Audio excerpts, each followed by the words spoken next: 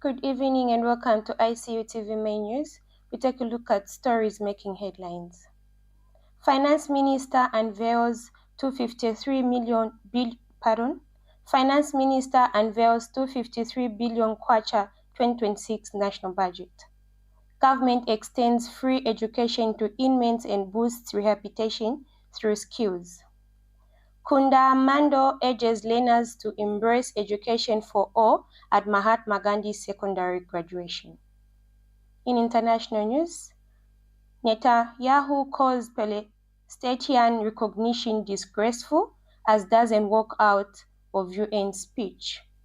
In sports news, Evans Kangwa resigns with Nkana FC.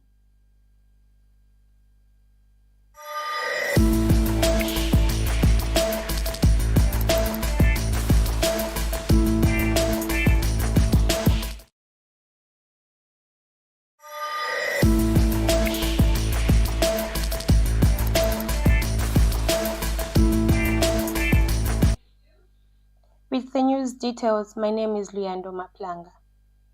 The government has presented a 253.1 billion kwacha national budget for 2026, with a strong focus on job creation, improved health and education service, and social protection for vulnerable households.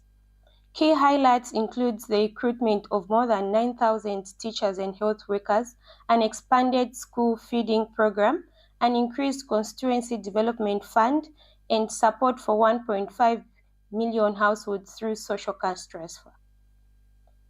Miriam Deborah Gamani now breaks down the estimates the expenditure in this report. Zambian government has unveiled a 253.1 billion kwacha national budget for 2026, reflecting a continued commitment to social investment, infrastructure development, and long-term economic transformation. Out of the total 206.5 billion kwacha will be financed through domestic revenue.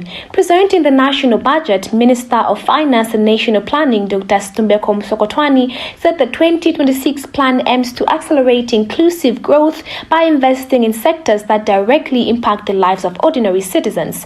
Education remains a top priority, with 33 billion kwacha allocated to the sector. The government plans to recruit 2,000 teachers this year and an additional 3,500 in 2026 to ensure learners are prepared for today's world. 300 million kwacha has been set aside to roll out the revised national curriculum. The popular school feeding program will also be expanded to cover all districts nationwide. To complement free education, Madam Speaker, government has scaled up homegrown school feeding programs,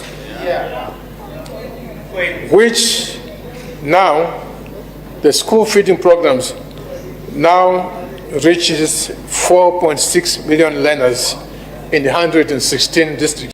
In health, essential medicine availability has reached 90%. To strengthen the workforce, the government will recruit 2,000 health workers by the end of this year and 2,500 more next year. To address water challenges, especially in rural areas, 1.4 billion kwacha has been allocated to expand access to clean and safe water. The 2026 budget also boosts the Constituency Development Fund (CDF), increasing it from 36.1 million kwacha to 40 million kwacha per constituency. This move is expected to sustain the pace of community-level development and has already seen 2,800 classroom blocks constructed since the CDF was enhanced. To continue supporting development at the local level, I propose to increase the allocation to the CDF to 6.2 million. This translates at the constituency level a rise from 36.1 million to 40 million. In a further push to support vulnerable households, the government will expand the social cash transfer program to reach 1.5 million families in 2026. Meanwhile, 1.2 billion kwacha has been allocated for the administration of the upcoming general election, and 226 million kwacha will go towards improving the welfare of traditional leaders. The finance minister has also noted that Zambia's recent debt restructuring agreement has created fiscal space to invest more in key sectors such as education, health, agriculture, and climate resilience infrastructure. He added that Zambia remains committed to environmental sustainability with a plan to fully ban single-use plastics within 3 years. Dr. Msokotwani described the 2026 budget as a reflection of the New Dawn government's resolve to build a stronger, fairer, and greener Zambia. Miriam Gamani, ICU TV News.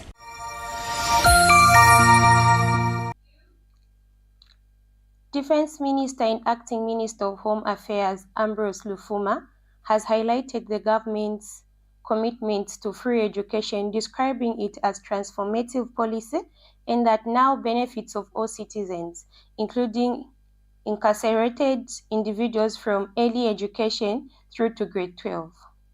He praised this initiative as a tool for personal change within correctional facilities. Mr. Lufuma expresses satisfaction that the free education policy now extends to tertiary education, allowing inmates to pursue academic qualification without financial barriers. He was speaking through Minister of Home Affairs Permanent Secretary Mr. Dickson Matambo during the 2025 Zambia Correctional Service Day and Barnabas Musemba Day held under the theme One Service, Main Strengths, Advancing Correctional Through Industry, Agriculture and Sports. Mr. Lufuma says that through strategic partnership and memoranda of understanding with learning institutions, incarcerated individuals now have access to higher education, affirming the belief that prisons can serve as platform to leadership, development and productivity, reintegration into society. He further commends the Zambia Correctional Service collaboration with the Technical Education, Vocational and Entrepreneurship Training Authority, TAVETA, which has enabled inmates to receive nationally recognized certification. This qualification, he noted, will enhance their employability after serving their sentences.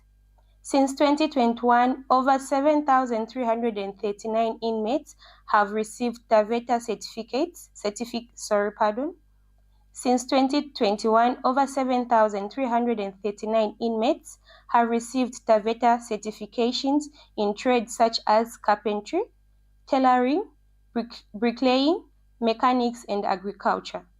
Mr. Matembo reveals that correctional farmers have yielded an impressive 15,000 metric tons of maize during the 2024-2025 farming season, an achievement he said contributes significantly to national food security. Ladies and gentlemen, the new government, through our cooperation with the Technical Education, Vocation and Entrepreneurship Training Authority, has ensured that inmates receive nationally recognized certifications that guarantee their competitiveness in the job market among the race. I'm proud to announce that since 2021, a remarkable number of 7,339 inmates have been certified by TAVETA in various skills, including carpentry, bricklaying, tailoring, mechanics, and agriculture. These TAVETA certifications are not just pieces of paper. They are passports to divine employment and economic independence for our former enemies. This achievement underscores the New Dawn's government commitment to ensuring that every inmate leaves our correctional facilities equipped with practical skills that will enable them to compete fairly and effectively in the job market, thereby breaking the cycle of repetition and contributing meaningfully. Meanwhile, ZCS Chief Commissioner General Frederick S.S. Chilukuta emphasized the importance of giving young offenders a second chance through scholarships, education, agriculture, and financial support interventions aimed at helping vulnerable children find direction and become responsible citizens. He also highlights the revival of sports tournaments among inmates, the introduction of support schemes in secondary schools, and empowerment programs for former inmates as part of a comprehensive government-backed approach to social reintegration and development. Social support. These interventions give vulnerable children a new direction and prepare them to become responsible citizens.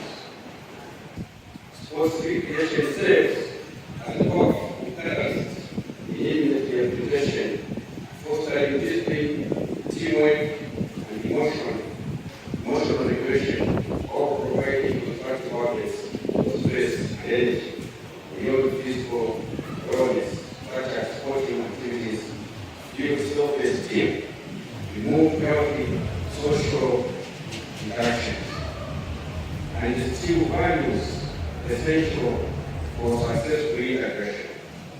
The Zambia Operational Service revival of the Mando sports tournament demonstrates this commitment to holistic rehabilitation, creating opportunities for inmates to showcase talents, rebuild purpose, and develop positive community connections. The establishment of the Kangwa Helper scheme at former school further simplifies the services comprehensive approach to rehabilitation. This gives focused initiative recognizes that young offenders require specialized interventions, combating.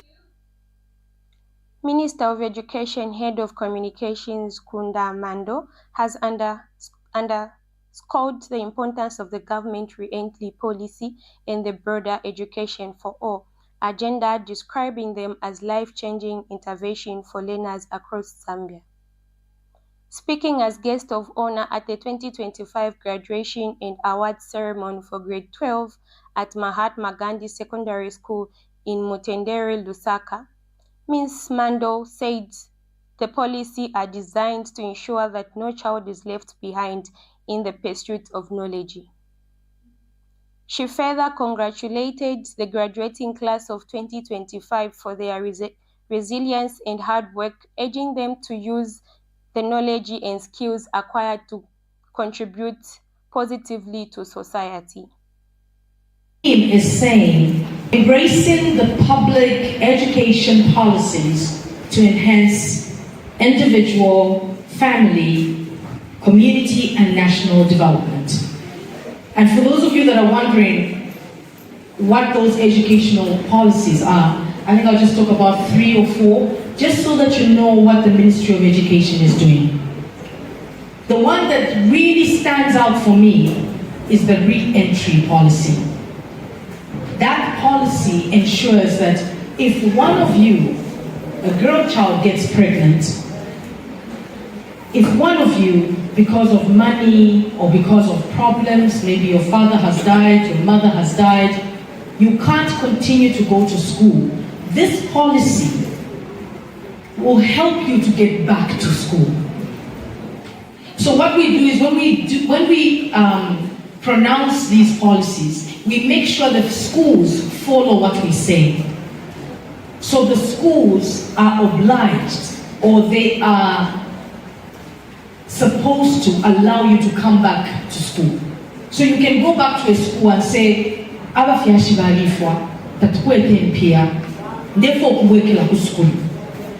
the school will be obliged to bring you back to school. And in the case where you can't come back to school, because even if there's a place, maybe you don't have money for food, you don't have money for uniform, you don't have money for school shoes. If you are a girl, the Keeping Girls in School, which is a support system for the re-entry policy, will ensure. We're now taking our first break. Please stay with us for more news after these local stories. Lundazi farmer demands prompt FRA payment. Farmers in Lundazi district have raised concern over delayed payments from the Food Reserve Agency FRA after supplying maize as far back as July. According to the affected farmers, they were instructed not to approach FRA office for payments update, but to wait for official notification once the funds become available. Representatives for the group voiced their dissatisfaction, emphasizing that agriculture is their primary means of survival. They noted that the delay has significantly disrupted their household income and farming plans. The farmers are now urging the government through the FRA to hasten The farmers are now urging the government through the FRA to hasten the disbursement process.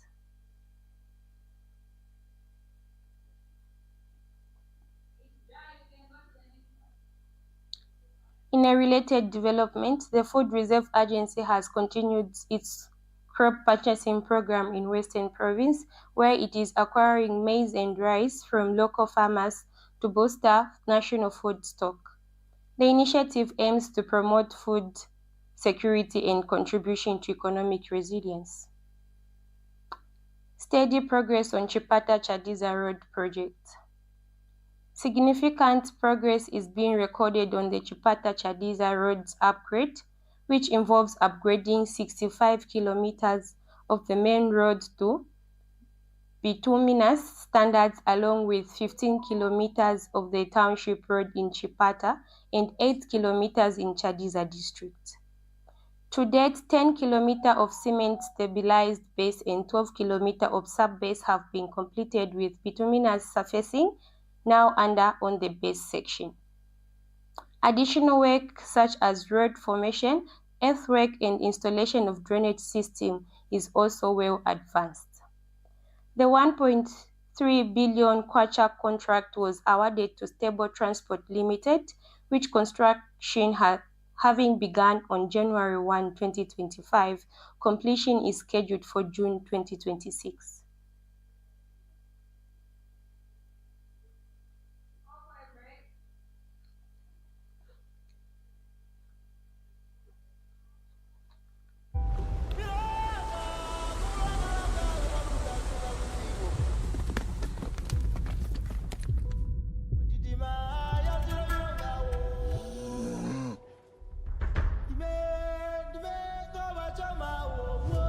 Bami wamwene kukupa basofu ate gift ya wedding wewe kabampo kai honto kweswako wei swebo bujiti bajita kuti humbwa wa arwa kumumpa muzo ale they give one zo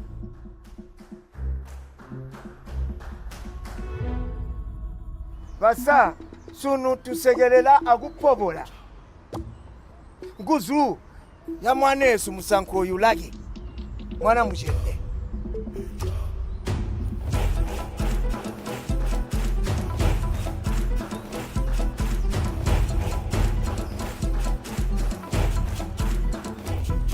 tamdori ndira honeymoon yansa yebo tuni kurya honeymoon ndete kuya kusaka ka kupange maloko mbo tuni kukara amije kuno mudaro lo bagamba kuti nantaka mihi mulusaka ishindi mubwa kitabaga ndijite claustration bagandi sibe buya baga kuhema jana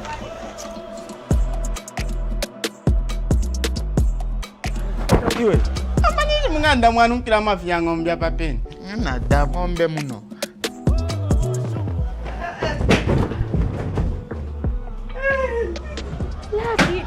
Lucky do you know me? Do you know my wife? Have you seen my wife?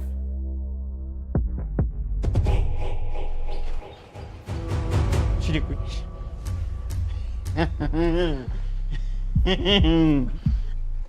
Urefu atoka ni mochari mpia. Maybe I should go to doctors. Bambira ma doctor ati wabora hipondo tu. Ah.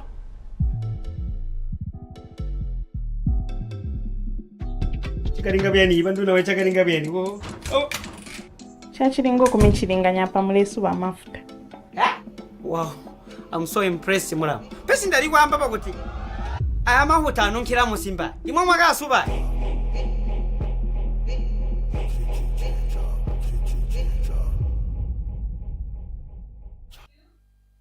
Welcome back, and now in our international news.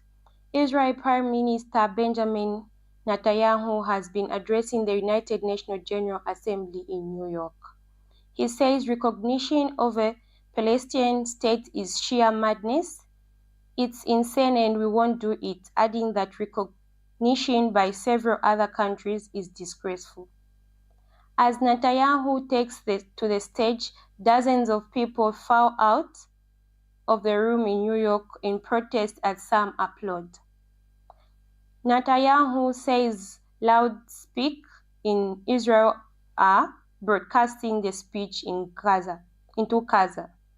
Directly addressing the hostage held by Hamas, he said that they had not been forgotten, not even for a second, and that the people of Israel were with them. Boxing in Ghana suspended after Akshay dies at 32. All boxing activities in Ghana have been suspended following the death of a super middleweight 11 days after a bout in Accra. Ernest Akshay, popularly known as Bahumbali, died aged 32 on Tuesday. While the exact cause of death is yet to be determined,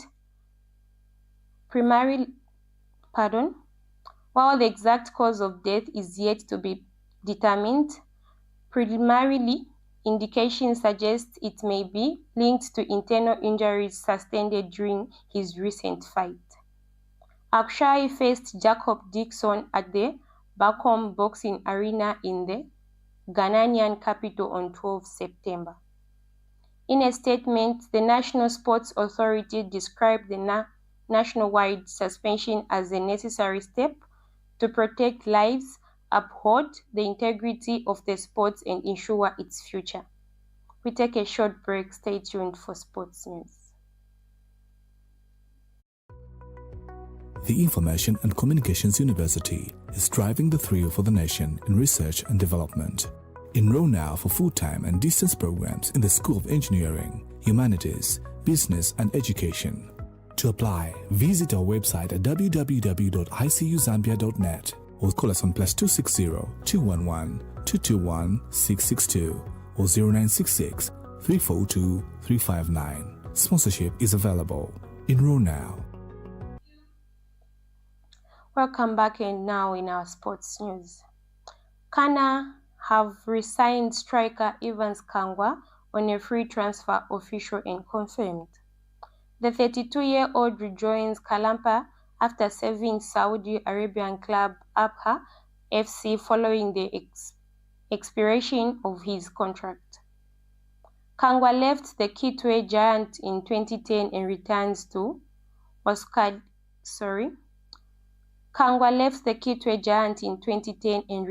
to Usukalile 15 years later.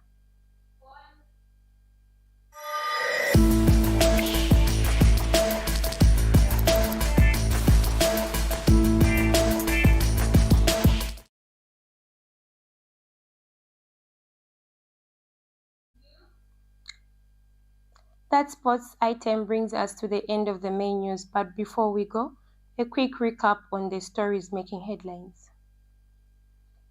Finance Minister unveils 253 billion kwacha 2026 national budget. Government extends free education to inmates and boosts rehabilitation through skills. Kunda Mando urges learners to embrace education for all at Mahatma Gandhi secondary graduation. In our international news, Netanyahu calls Palestinian recognition disgraceful as dozens walk out of the UN speech.